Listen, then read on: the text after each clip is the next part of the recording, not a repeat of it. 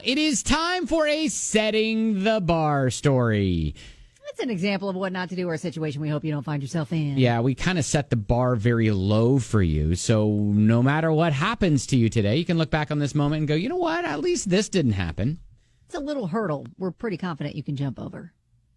If it were only this easy to fund your fun adventures overseas, if you could manage to make it through the day without using your customers' credit cards to fund your trips to Dubai and Paris, then you're doing okay. Well, to be fair, it is better if they pay for it than you. That is right. The mental process they went through. That is right. If I don't use my credit card, I don't have to foot the bill. Yeah, exactly. Now, I don't know. So I guess it's unclear a little bit as to whether or not they actually worked at the gym or if they were members of the gym, but they would go through lockers and go ahead and lift some credit cards there in the lockers at the gym. Wow. And they would use the numbers on the credit cards to spend over about $250,000 on trips to Dubai and Paris and purchasing purebred puppies.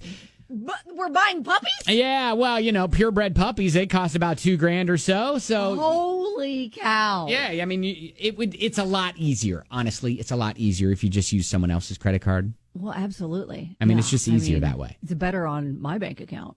Yeah.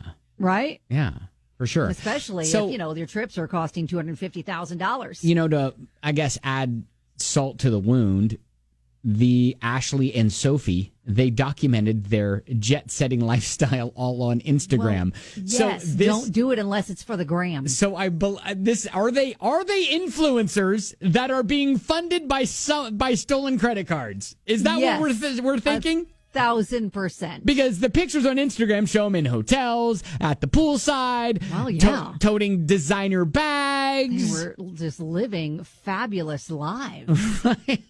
Oh my gosh. I mean, how amazing. Oh, shoot. Hashtag goals. You know what? Honestly, I don't know why I never thought of this.